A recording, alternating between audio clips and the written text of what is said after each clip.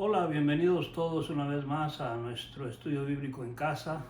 Les saludamos de aquí, de nuestra familia, a todos ustedes en las iglesias que nos escuchan, a los hermanos y amigos que sintonizan, ven este canal, estas predicaciones o estudios en sus casas, en sus lugares de trabajo o donde quiera que se encuentren. Bienvenidos a todos y damos gracias a Dios por la oportunidad que nos da de volver a vernos a través del video, de volver a poder comunicar con ustedes la palabra del Señor. Mi deseo como pastor es siempre poder aportar algo a su vida, sobre todo en estos días de confinamiento, estos días que estamos encerrados en la casa. Hoy quiero darle siempre la gloria al Señor y darle gracias por esta oportunidad que me da una vez más. Espero que estos estudios estén siendo de bendición para su vida. Espero que usted los encuentre provechosos para su vida espiritual, para su alimento espiritual. Ese es mi único deseo. No buscamos ninguna gloria ni ningún nada que de provecho para uno, solamente el de poder servir al Señor y servirle con fidelidad, con agrado y darle la gloria a Él solamente. Pero gracias, hermanos, amigos que nos ven en este programa de estudios bíblicos. También les invitamos a que continúen invitando a otros, compartiendo estos videos de estudios bíblicos para que también otros que conocen de Dios o no conocen de Dios también puedan aprovecharlos y tener bendición. Quizás Dios hable a sus vidas a través de ello. Bueno, en el día de hoy, déjeme hacer una pregunta que es muy común. ¿Cree usted en Dios? ¿Tiene usted fe en Dios? La declaración común que encontramos de la gente en general es que la gente dice yo creo en Dios.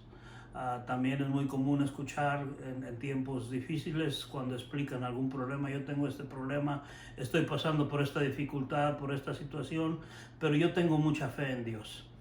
La fe es de lo que vamos a hablar el día de hoy en el libro de Santiago. Vamos a regresar al libro de Santiago y en el libro de Santiago vamos a estar viendo en el capítulo 2 de los versículos 14 al 26 el tema de la fe. Pero antes de entrar al pasaje bíblico, quiero hacer una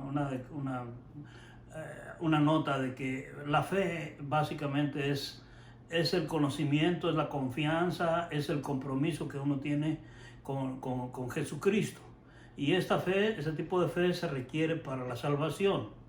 Ahora bien, el significado de la fe se puede estudiar en la Biblia, el significado de la fe bíblica se puede estudiar desde cuando menos 3 puntos de vista diferentes. Estudiar la fe como un acto o como el acto de creer en Dios. Y también la fe, segundo, la fe como la sustancia de lo que uno cree, de lo que creemos. En este caso es Dios. Y también la fe como fidelidad de parte nuestra hacia Dios. Y es la tercera manera, lo que vamos a estudiar, es lo que encontramos en este pasaje de Santiago capítulo 2, versículo 14 al 26, que nos habla de la fe y las obras.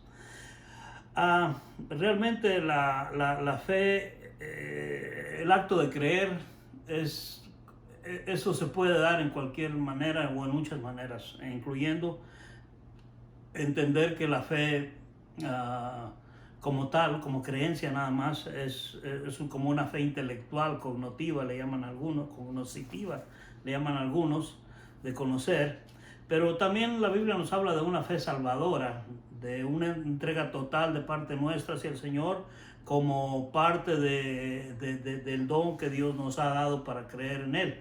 Porque dice Efesios 2, 8 al 10, porque de gracia sois salvos por medio de la fe, y esto no de vosotros, pues es don de Dios. Entonces la fe como don de Dios es parte de esa fe salvadora. Pero también la fe tiene un proceso que se puede ver, es observable. Es una fe de que nosotros, y es parte de lo que Santiago nos va a hablar en esta parte. Entonces la fe viene a ser, o es sustancia, es algo que es como la sustancia de lo que creemos. Así es como nos lo va a ver, nos lo va a presentar, por ejemplo, Hebreos capítulo 11. Pero bien, en lo que vamos a ver el día de hoy, vamos a ver un poco más acerca de lo que es básicamente la fe y las obras. Y en ello veo yo esta forma de fe como fidelidad, en este caso de parte de nosotros hacia el Señor. Vea conmigo el libro de Santiago capítulo 2, en los versículos 14 al 26. Veamos lo que dice ahí. Dice de esta manera, capítulo 2 del versículo 14 al 26. Dice, vamos a ver aquí. Me equivoqué aquí en el pasaje. Déjame buscarlo bien porque estoy en el capítulo 1. Dijimos que es el capítulo 2, versículo 14. Estamos de nuevo ahí, versículo 2, capítulo 14, Santiago capítulo 2, versículo 14 al 26. Hermanos míos, ¿de qué aprovechará si alguno dice que tiene fe y no tiene obras? ¿Podrá la fe salvarle? Y si un hermano o una hermana están desnudos y tienen necesidad del mantenimiento de cada día, y alguno de vosotros les dice, id en paz, calentados y saciados, pero no les dais las cosas que son necesarias para el cuerpo, ¿de qué aprovecha? Así también la fe, si no tiene obras, es muerta en sí misma. Pero alguno dirá, tú tienes fe y yo tengo obras. Muéstrame tu fe sin tus obras, y yo te demostraré mi fe por mis obras. Tú crees que Dios es uno, bien haces. También los demonios creen y tiemblan. Mas ¿quieres saber, hombre vano, que la fe sin obras está muerta? ¿No fue justificado por las obras Abraham nuestro padre cuando ofreció a su hijo Isaac sobre el altar? ¿No ves que la fe actuó juntamente con sus obras y que la fe se perfeccionó por las obras? Y se cumplió la escritura que dice, Abraham creyó a Dios y le fue contado por justicia y fue llamado amigo de Dios. Vosotros veis, pues, que el hombre es justificado por las obras y no solamente por la fe. Muy interesante ver que Santiago nos habla otra vez de lo que son la fe y las obras. Nos habla de esta fe salvífica, nos habla de una fe salvífica que tiene un componente más allá del meramente creer. Por eso es que creo yo que es importante para nosotros que nosotros entendamos y busquemos la manera de cómo aprender de este pasaje las verdades que nos enseña. Yo aquí veo, cuando menos en este pasaje, que de la manera como lo puedo entender en esta forma, es que aquí veo tres dimensiones o tres formas o tres clases de fe que están estipuladas aquí, o tres maneras de creer, pudiéramos hablarlo o decirlo también de esa manera. Y si usted va conmigo en el pasaje, ya lo leímos, podemos ver que Santiago, en su manera de hablar o de escribir, nos dice que nos llama a la meditación en lo que nosotros creemos y en lo que nosotros hacemos. Entonces apela a nuestro intelecto, pero también apela a nuestro corazón. Ahora bien, lo que vamos a hablar aquí es que lo que Santiago nos habla aquí es que la fe es, sin lugar a dudas, un elemento esencial en la vida del creyente. Porque hay pasajes como Hebreos 11:6 que nos dice que sin fe es imposible agradar a Dios. En Efesios 2:8, ya lo leí, vemos ahí que el cristiano es salvo solamente por la fe, y esto es un don de Dios. También en 2 Corintios 5:7 se nos dice básicamente que el cristiano debe andar por fe y no por vista.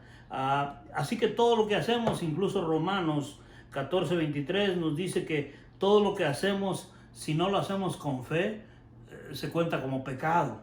Entonces podemos ver en varios pasajes en la Escritura que la fe es, sin lugar a dudas, un elemento esencial para nuestra vida cristiana, por todas estas razones y algunas otras más. Sin embargo, hay que reconocer que aunque hay cuando menos diferentes clases de fe, por decirlo así, como lo vamos a ver el día de hoy, hay una sola verdadera fe salvífica, y esa es la que nosotros necesitamos adoptar principalmente.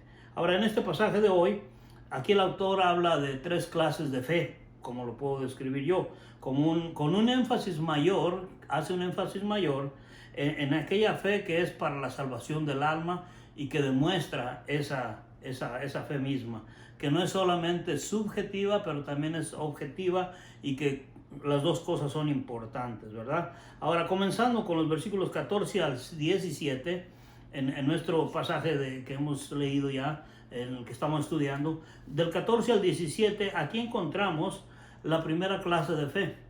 Y aquí lo vemos, cuando veamos lo que dice: hermanos míos, ¿de qué aprovechará si alguno dice que tiene fe y no tiene obras?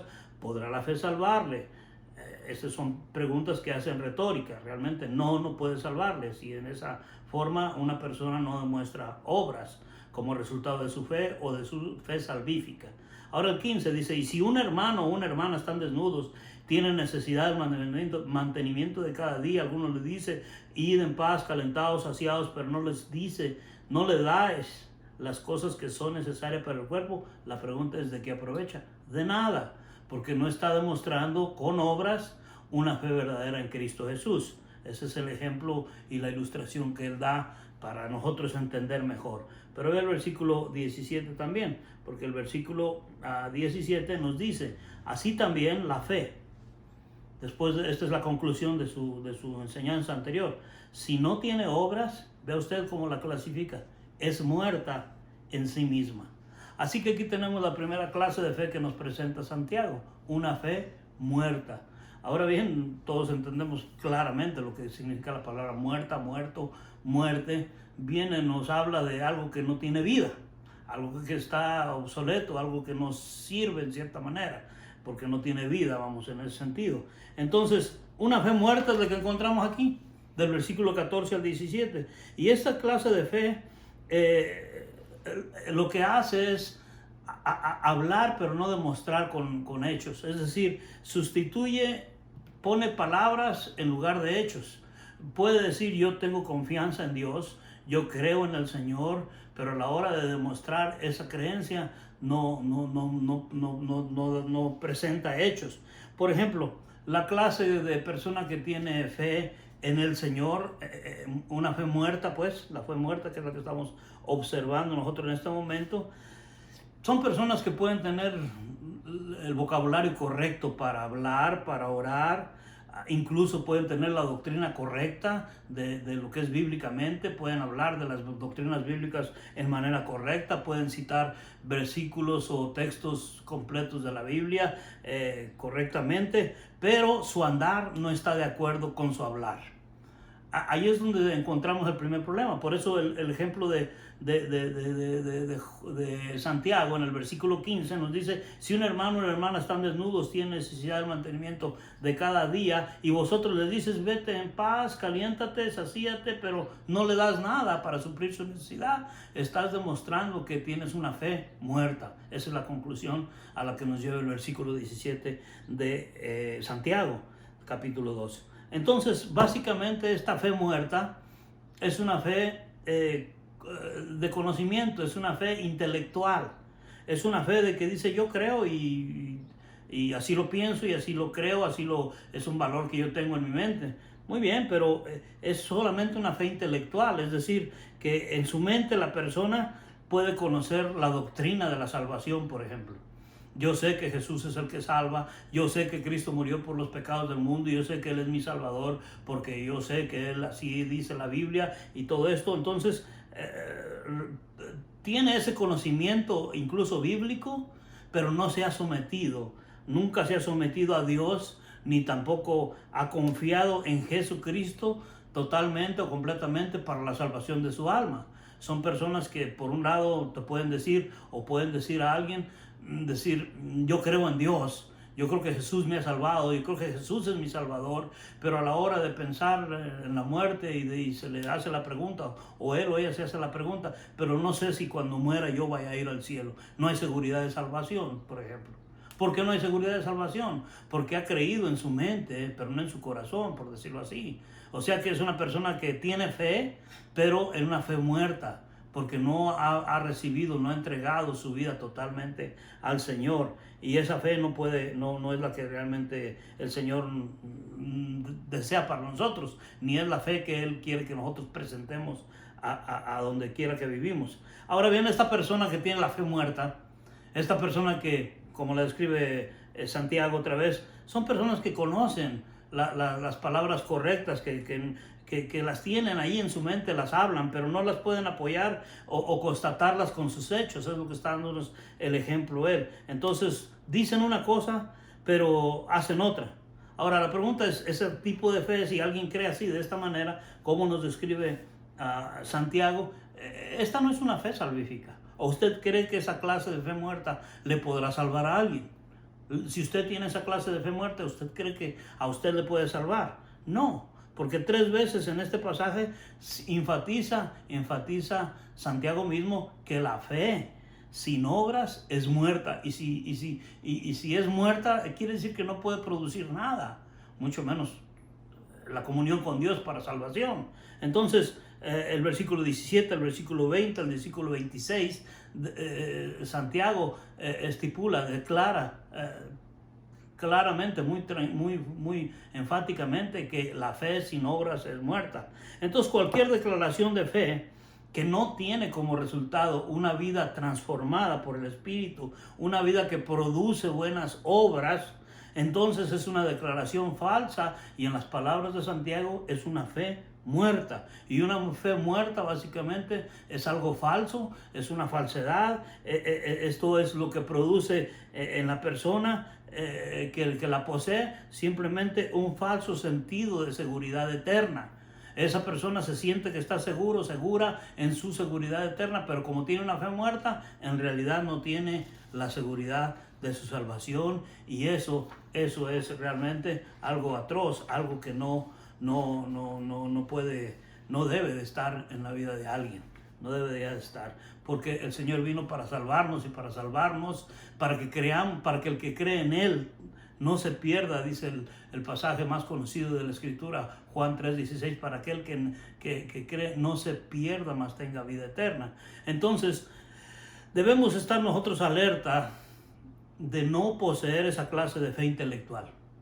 Por ejemplo, Warren Wiersbe, que es un comentarista muy conocido, un teólogo, que nos dice en su comentario: ningún hombre puede venir a Cristo por fe y permanecer igual. De la misma manera como si viene a hacer contacto con un cable eléctrico de 220 voltios y permanecer increíblemente igual. Hace un ejemplo de la comunión con el Señor, del encuentro con el Señor, basado en algo físico, pero en realidad esta ilustración de Warren Wiersbe es apropiada, porque si tenemos a Cristo, si creemos en Cristo, si nuestra fe nos ha salvado por la fe en Cristo, por su gracia salvadora, entonces Él nos transforma. Y ahí es donde se va a ver, en esa transformación, se va a ver que nosotros, parte de la vida transformada es a demostrar con obras nuestra fe. Ese es el argumento que está aquí trayéndonos Santiago. Ahora bien, el versículo 18 y 19 de nuestro pasaje también nos dice algo muy interesante, porque aquí nos demuestra o nos habla de otro tipo de fe, ya no de la fe muerta que concluye el versículo 17, pero ve el versículo 18 y 19. Pero alguno dirá, tú tienes fe y yo tengo obras. Muéstrame tu fe sin tus obras, y yo te mostraré mi fe por mis obras. ¿Tú crees que Dios es uno? Bien haces. También los demonios creen y tiemblan. Entonces, aquí vemos en este caso que alguna persona pone un ejemplo, dice, alguno debe de decir o puede decir que tú tienes fe, pero yo tengo obras. Y dice, entonces, si tú tienes fe, demuéstrame tu fe sin hacer obras. Y él dice, y yo te voy a demostrar que sí tengo fe porque tengo obras. Y la conclusión de esta posición dice, luego 19, tú crees que Dios es uno, es decir, que hay un solo Dios. Y haces bien haces. Pero también los demonios creen y tiemblan. En este versículo 19 encontramos lo que puede describir otro tipo de fe, cuando habla de los demonios que ellos creen, y además añade, y tiemblan. Entonces aquí cuando vemos nosotros esta situación, vemos que aquí nos está hablando de otra clase de fe, una fe demoníaca, una fe de demonios, que aún los demonios tienen fe, o creen básicamente, tienen una clase de fe, es decir, creen en Dios. Los demonios, que se supone que es lo peor que existe junto con el diablo en toda la creación, son ateos, no creen en Dios, según dice la gente, y sin embargo no es así. Creen en Dios, no son ateos realmente, porque ellos sí creen en Dios, pero creen, es más, en la deidad de Cristo. El capítulo 3 de Mateo, el versículo 11 y 12, cuando se vieron confrontados por el Señor para echarlos, el Señor echarlos fuera del cuerpo, les dijo para expulsarlos. Ellos clamaron al Señor en respuesta al verse que iban a ser echados fuera y tienen temor de ser condenados a un juicio o a un juicio final va para ellos, y por eso es que ellos le piden al Señor que no los destruya básicamente, y que los echara a un hato de puercos y de cerdos, y así se mantuvieron todavía en existencia, vamos, en el universo. Entonces los demonios creen en Dios, creen en la deidad de Cristo, que Él es Dios.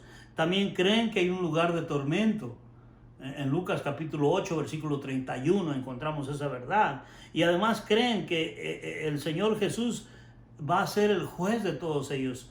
Va a ser el juez. Leamos vea conmigo el capítulo 8 de Mateo 8, versículo 28, así rápidamente, para que nosotros veamos en este pasaje cómo los demonios creen y cómo ellos creen que Jesús es el juez. Vean lo que dice Mateo 8, 28, dice: cuando llegó a la orilla, a la tierra de los Gadarenos, vinieron a su encuentro 2 endemoniados que salían de los sepulcros, feroces en gran manera, tanto que nadie podía pasar por aquel camino, y clamaron diciendo, los demonios clamaron diciendo: ¿qué tienes con nosotros, Jesús, Hijo de Dios? ¿Has venido acá para atormentarnos antes de tiempo?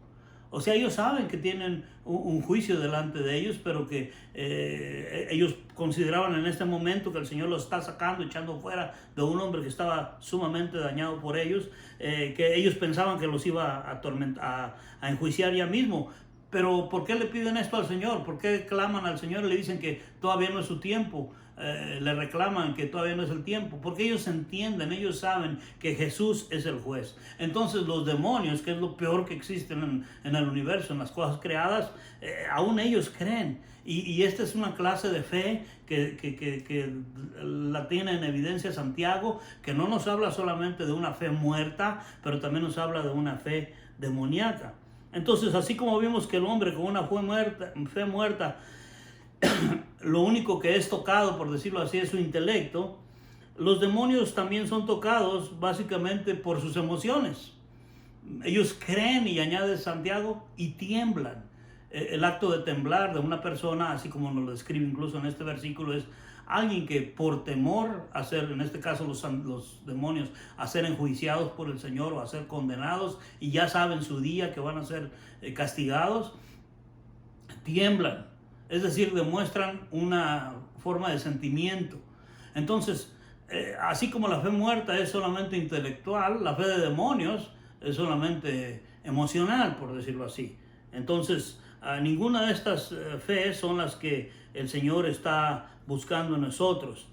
A lo mejor esta fe emocional o fe demoníaca puede ser un escaloncito más mejor o más en mejor calidad, por decirlo así, que la fe intelectual, porque cuando menos ellos no son tan fríos, sino que tiemblan ante el saber que Dios es el juez. Pero incluso dentro de estas cosas, aunque la fe de demonios incluye tanto el intelecto como las emociones, y la fe muerta solamente incluye entendimiento, entonces esa clase de fe podrá salvarle a alguien. Ninguna de estas dos clases de fe puede salvar a alguien, ni la fe intelectual o la fe muerta, ni tampoco la fe demoníaca, que es altamente emocional, no puede ser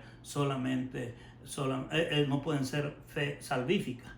Una persona puede ser iluminada en su mente en cierta manera, puede ser tocada en su corazón y aún así estar perdido por toda la eternidad, porque no se trata de algo emocional solamente, algo intelectual solamente. La verdadera fe que salva incluye algo más, envuelve algo más, algo que puede ser visto, algo que puede ser reconocido. El versículo 18 dice, de nuestro pasaje 2:18 dice, pero alguno dirá, tú tienes fe y yo tengo obras, muéstrame tu fe sin obras y yo te mostraré mi fe por mis obras. Entonces, ¿qué nos quiere decir esto? Que la verdadera fe es algo más, es algo que más que intelectual o sentimental. Esto debe ser visto, debe ser reconocido a través de una vida transformada por el Señor. Así que el cristiano, cuando uno dice que uno es cristiano, uno debe de saber que uno no solamente confía en el Señor, sino que uno vive también para el Señor, porque primero uno recibe la vida para dejar de estar muerto en delitos y pecados, y después esa vida se revela a través de nosotros. La vida espiritual se revela en nuestra vida terrenal. Entonces, hasta este punto hemos visto aquí, mis amados, que Santiago ya nos ha introducido a dos clases de fe, de las cuales ninguna de ellas nos puede salvar: esa fe muerta intelectual, esa fe demoníaca que es intelectual y emocional. Pero cierra esta sección hablándonos Santiago y describiéndonos en los versículos 20 al 26 la única clase de fe que puede salvar. Y esta fe es la fe verdadera. Esta, dentro de las características que tiene, es una fe activa, una fe dinámica. Ahora, ¿qué clase de fe es esta? Veamos lo que dice el versículo 20. Dice, ¿mas quieres saber, hombre vano, que la fe sin obras es muerta? ¿No fue justificado por las obras Abraham, nuestro padre, cuando ofreció a su hijo Isaac sobre el altar? ¿No ves que la fe actuó juntamente con sus obras y que la fe se perfeccionó por las obras? Y se cumplió la escritura que dice, Abraham creyó a Dios y le fue contado por justicia y fue llamado amigo de Dios. Vosotros veis, pues, que el hombre es justificado por las obras y no solamente por la fe. Así también Rahab, la ramera, no fue justificada por obras cuando recibió a los mensajeros y los envió por otro camino. Porque como el cuerpo sin espíritu está muerto, vea usted qué comparación y declaración para conclusión, dice, porque como el cuerpo sin espíritu está muerto, así también la fe sin obras está muerta.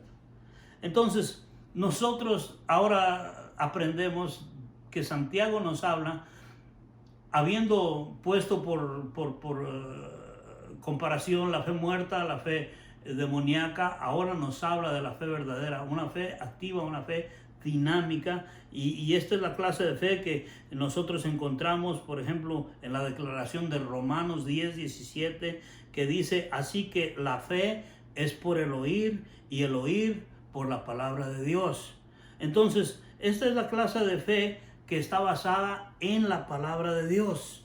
Para que la fe exista, la fe verdadera se desarrolle, exista y se desarrolle en nosotros, para que llegue a nosotros. ¿Cómo llega a nosotros la fe? ¿Cómo se desarrolla la fe? ¿Cómo va a comenzar la fe en nosotros? No necesariamente va a ser de un acto milagroso del Señor, un portento tremendo que el Señor va a demostrarnos, o va a hacer en nuestra vida un milagro, como le llamamos comúnmente. Eso puede existir o no. Lo que no puede dejar de existir para que nuestra fe sea genuina y demostrativa es que la palabra de Dios haya venido a instruir nuestras mentes, nuestros corazones, nuestro ser, para darnos a conocer, para hacernos saber que verdaderamente es una fe que está basada en la palabra de Dios. Es decir, la verdadera fe viene por el oír. Dice aquí Romanos, nos dice que viene por el oír, pero viene por el oír no de cualquier cosa, sino que viene por el oír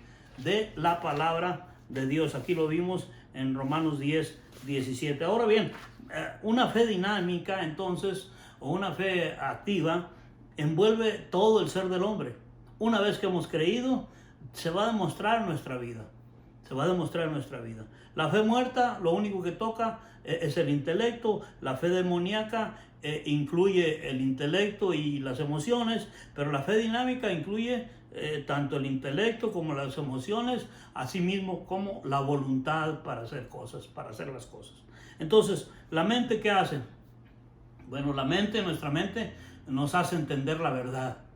Nos hace entender la verdad, ya sea por a medio de pensar, Dios existe. ¿Por qué existe Dios? Bueno, porque veo la creación, este tipo de cosas, o porque veo cuando ha nacido una criatura, sobre todo si es un hijo nuestro o algo así. Entonces uno llega a entender hasta cierto punto por diferentes formas, o lee uno la Biblia y dice uno, verdaderamente la Biblia dice que Dios existe y yo creo en eso. Entonces la mente comienza a entender la verdad, nos ayuda a entender la verdad. Pero el corazón nos lleva a desear esa verdad, nos lleva a regocijarnos en esa verdad que ya conocemos ahora. Entonces, cuando nosotros, ya sea que lo hayamos entendido de una manera por la creación, que hay un Dios, entonces eso nos va a llevar a querer amar esa verdad, a conocer esa verdad, y entonces a buscar esa verdad, a encontrarla en la palabra de Dios, y en la palabra de Dios entonces nos lleva el intelecto al corazón, y el corazón nos lleva a que nosotros vayamos y nos deseemos la palabra de Dios, y luego que la deseamos nos regocijemos en esa verdad. Pero la voluntad se encarga básicamente de actuar en base a esa verdad conocida, a esa verdad adquirida, a esa verdad que tanto amamos, a esa verdad que tanto nos regocijamos en ella. Entonces ahí concluye todo, y ahí hace todo el conjunto completo de estas partes. Por tanto, una fe salvífica lo va a llevar a uno a actuar. Y ese es el argumento de Santiago. Que la fe no puede ser muerta, la fe no puede ser emocional. La fe debe incluir lo intelectual, lo emocional, pero también la voluntad de poner en práctica esas verdades. Y ahí es donde está la situación más difícil, especialmente a la luz del contexto que nos habla anterior en la carta, que es de gozarnos en medio de las pruebas. Gozarse en medio de las pruebas es una forma de cómo el Señor, las pruebas es una forma de cómo el Señor prueba nuestra fe. Y el gozarnos en medio de las pruebas es resultado de que nuestra fe ha sido aprobada, de que nuestra fe es genuina. Entonces, para ilustrar esta verdad, de que la fe salvífica lo lleva a uno a actuar, que no es solamente contemplar uno intelectualmente y decir qué maravilloso es Dios, qué maravillosa la creación. Tampoco es un emocionalismo de decir ay, qué bonito siento cuando veo el aire, cuando veo un pájaro volar, cuando veo un niño tan inocente, cuando veo cosas así y se emociona uno por la creación. No, es mucho más que eso. Es aquello que conduce a obedecer a la palabra de Dios, haciendo y demostrándolo lo más claramente con buenas obras. Para ello, Santiago nos da dos ejemplos en estos últimos versículos del 20 al 26. Nos da dos ejemplos. El ejemplo de Abraham y el ejemplo de Rahab. Abraham, para los judíos, era el padre de su nación, el padre de los judíos, básicamente, por un lado. Por otro lado, Rahab era una mujer gentil, una mujer que pues era totalmente lo opuesto a los judíos. Entonces aquí tenemos una comparación muy bastante de un extremo a otro. Abraham, el padre de los judíos. Rahab, una mujer pecadora, porque además de que era gentil, era una mujer que su oficio fue de una ramera o prostituta. Abraham era un hombre de Dios, mientras que Rahab era una mujer pecadora, una prostituta literalmente.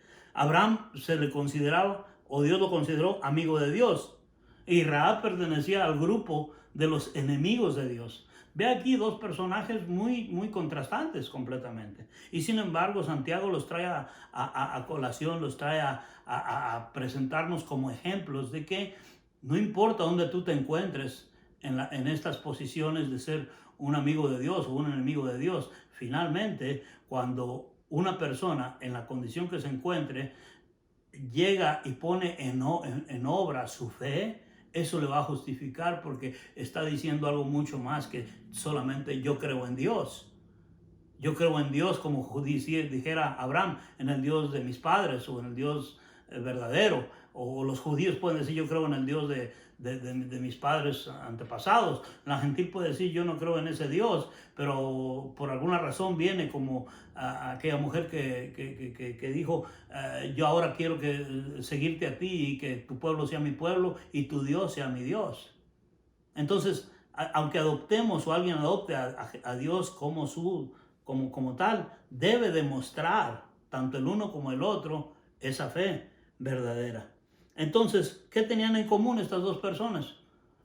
Que eran contrastantes en su momento. Lo que tenían en común, o lo que tienen en común por estos ejemplos tan separados de sus personalidades y de sus formas de vivir, es que lo que tenían en común Rahab y Abraham es que los dos ejercitaron una fe salvífica en Dios. Pusieron por obra una fe o las obras que justifican su fe salvífica. Abraham demostró su fe por medio de sus obras.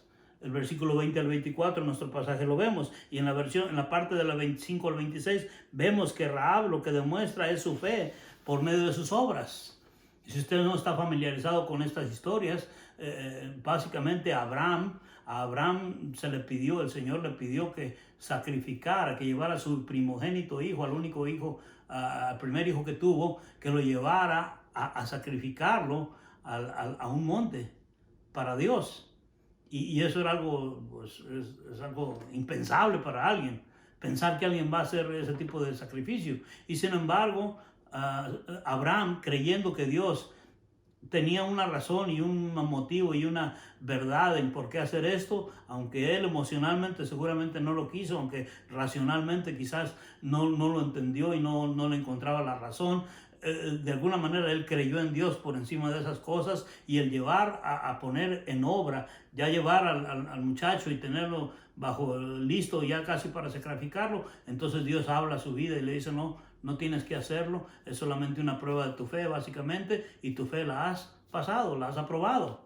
En el caso de Rahab era una mujer prostituta que vivía en el muro de Jericó, en los muros de la ciudad, y cuando los espías que Josué mandó a vigilar, a ver la tierra para ver cómo iban a conquistarla, ella los acogió en su hogar y los escondió cuando el gobierno de aquel pueblo de Jericó los buscaban para destruirlos. Ella los salvó, creyó ella, además de todo, en la historia nos dice que lo que ellos venían a hacer era de parte de Dios, de ellos, del Dios de los judíos, del Dios de los hebreos, y que ella creía que ese Dios de los hebreos iba a ejecutar un juicio sobre aquel pueblo, incluyéndolo a ella y a los demás. Entonces ella, creyendo en esa verdad, siendo una mujer completamente pagana y de una reputación terrible, moral, de todas maneras creyó en ese Dios. Y eso es lo que la justificó a ella. Por eso es que estos dos ejemplos tan contrastantes, el de Abraham y el de Rahab, que son dos personas que viven totalmente diferentes y en una relación con Dios, lo que demuestra su verdadera creencia, su verdadera fe en el Señor son sus obras, que es lo que complementa la justificación. Así que no es solamente creer, hay que demostrar esa creencia. Es básicamente el argumento que nos lleva, la enseñanza que nos da Santiago en estos pasajes. Entonces podemos aprender de este pasaje, mis hermanos, que la fe sin obras es una fe muerta. Usted y yo no queremos esa fe. También nos dice que la fe sola, es decir, una frase que solamente aquí se encuentra en la Escritura, no puede justificarlo a uno. Vea usted lo que dice el versículo 24, de Santiago 2:24, dice, dice, vosotros veis pues que el hombre es justificado por las obras y no solamente por la fe. Qué interesante, no solamente es por fe, no solamente por la fe, es la conclusión de Santiago. Esa es la única declaración de la Biblia que nos dice que de esta manera, que no puede ser salvo solamente por la fe. Es decir, en el contexto, en el sentido de que la fe es inclusiva, es es necesaria para creer, para ser salvo, pero no es solamente por fe. De parte nuestra, lo que debe desarrollar el Señor en nosotros es un don de Dios, no sale de nosotros, pero si ese don de Dios es verdaderamente don de Dios, se va a demostrar por obras. Si no, es una fe que nosotros estamos tratando de presentar como si fuera válida, pero Dios no la va a pasar por válida, porque es una fe sola, es una fe intelectual o emocional, o es una fe muerta, o es una fe demoníaca, como lo podemos entender en la enseñanza de hoy. Esa no es la fe que el Señor está buscando, esa no es la fe salvífica, esa no es la fe bíblica. La fe bíblica es aquella que desarrolla obras como resultado de tener esa fe. Entonces, la perfecta obra requiere, la fe perfecta, perdón, requiere obras. El versículo 22 lo vuelvo a repetir. ¿No ves que la fe actuó juntamente con sus obras?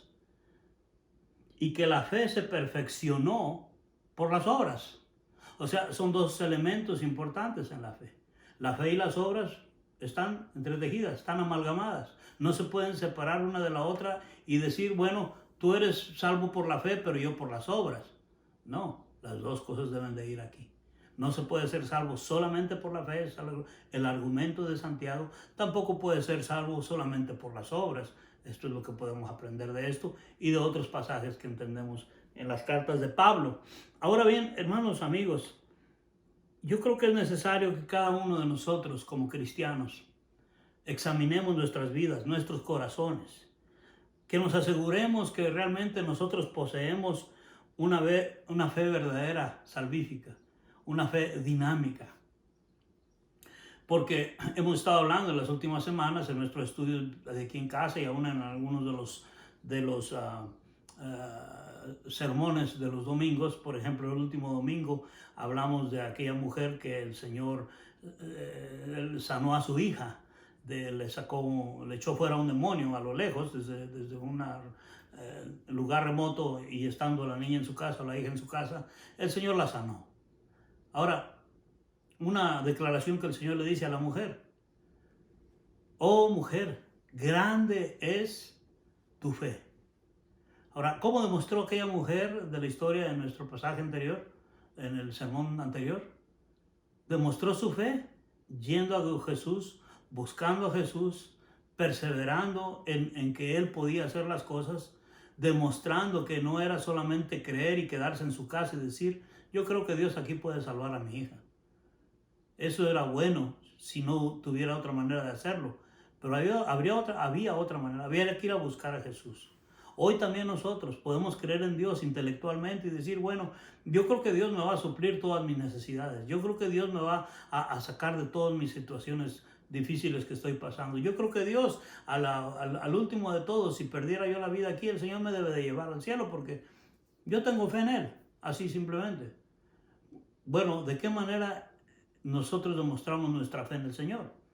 En la parte nuestra nosotros necesitamos asegurarnos que la fe que nosotros pronunciamos con nuestros labios es una fe que está siendo acompañada de obras que demuestran que el Señor está con nosotros, que el Señor, que confiamos en el Señor, que esa fe es genuina básicamente. Entonces, hay que recordar que si no tenemos una fe verdadera, entonces vamos a tener una fe falsa, una fe que nos va a engañar.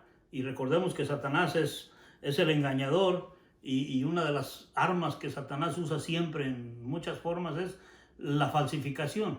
Es decir, que puede convencer a alguien de que es salvo completamente, de que tiene una fe genuina. Y si Satanás lo engaña a alguien y le dice, no, tú no te preocupes, tu fe es genuina, no hay necesidad de probarla, no hay necesidad de comprobarla, no hay necesidad de demostrarla, tú solamente cree y lo que diga la demás gente o alguien más, o lo que diga la Biblia, no te preocupes. Tú nada más con que tú creas en ti, tú asegúrate de eso y que nadie te quite esa verdad de ti. Eso no es completamente claro. La Biblia nos dice claramente, sí, en este pasaje que estudiamos hoy, que una fe sin obras es una fe literalmente muerta. Así que, hermanos, yo creo que para concluir este estudio, nuestra oración debería ser como la del salmista en el Salmo 139, de los versículos 23 al 24. El salmista concluye en ese canto y oración, dice: examíname, oh Dios, y conoce mi corazón. Pruébame y conoce mis pensamientos, y ve si hay en mí camino de perversidad, y guíame en el camino eterno. Esta es la oración que debería salir de nuestros labios al pedirle a Dios que nos examine no solamente el corazón, pero también nuestros pensamientos, y que nos pruebe y nos guíe en nuestras decisiones, en nuestra voluntad. Hermanos, espero que esta palabra traiga un desafío a su vida, traiga a nosotros un aliento, y creo que si realmente en algún momento necesitamos tener una fe genuina, es en momentos como estos. Están pasando los días, están pasando los meses sin que la iglesia nos podamos reunir, sin que podamos ir a trabajar libremente y comprar y hacer todas las cosas que llamamos normal nosotros en unos meses atrás. El peligro y la ansiedad que crea el virus que está ahí, y otras enfermedades que ahora están medio descubriendo que están sucediendo en niños. Aparte de eso, tantos otros peligros que siempre están ahí presentes. Por ejemplo, aquí en nuestra área, en California, ya estamos entrando en la área en el tiempo de los incendios, que sabemos qué devastadores son. Qué sé yo, los terremotos que también están ocurriendo y van a seguir ocurriendo. Entonces hay tantos peligros que pueden causar ansiedad. Hermanos, sobre todo los hermanos en Cristo, en las iglesias les digo yo, hermanos, hoy es en este tiempo cuando nosotros necesitamos demostrar nuestra fe genuinamente. Por eso debemos examinarla, a ver si no somos solamente creyentes de palabra, sino también de hecho. Porque estas cosas se están probándonos en las maneras más claras que nunca.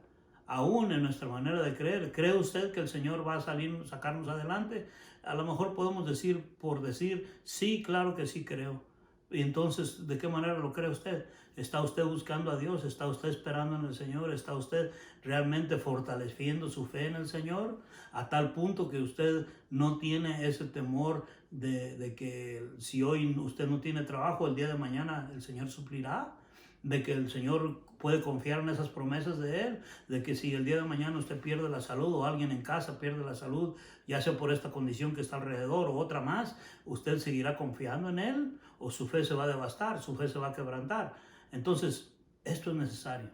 Es importante que nosotros tomemos nuestra fe, esa fe que nos habla como una de las formas de protección que nos habla Efesios capítulo 6 versículo 10, el escudo de la fe que nos protege de los dardos del enemigo que ahorita nos está tirando.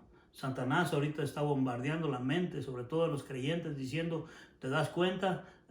Nadie avisó de esto, se vino un problema grande, lo que pensaba que iba a ser unos 2 o 3 semanas se ha convertido en meses, ahora están hablando de más meses, ahora están hablando de otros años, y Satanás empieza a decir: ya ves, tú no tienes protección, y tu fe se empieza a menguar y tu fe se empieza a acabar. Hermanos, es hora, yo le invito a que usted busque en la palabra de Dios todas aquellas instancias donde el Señor habla de la fe. Algunas veces el Señor habla de fe y con personas, y algunos personajes les dice hombres de poca fe. A otros, como a la mujer del sermón pasado, le dijo: oh mujer, grande es tu fe. ¿Cómo el Señor podrá decir de nosotros si nos examinara Él hoy? ¿Podría decir de nosotros hombres o mujeres de poca fe? ¿O podría decir el Señor: oh hombre o mujer, grande es tu fe? Todos queremos que nos diga que grande es nuestra fe. Es decir, una fe que ya ha pasado, que ha sido aprobada, pero que va a ser aprobada a través de dificultades, que son las que hoy estamos enfrentando.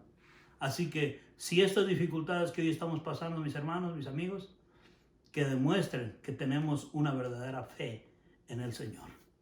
Así que si usted no ha creído aún en Jesús como su único Señor y Salvador, a pesar de que ha ido a la iglesia o ha estado asistiendo a servicios, a cultos, a qué sé yo cómo le llame, le invito a que usted haga una examinación en su corazón. Es más, que le pida al Señor, como al salmista: examina Oh Dios, examíname, oh Dios, y conoce mi corazón.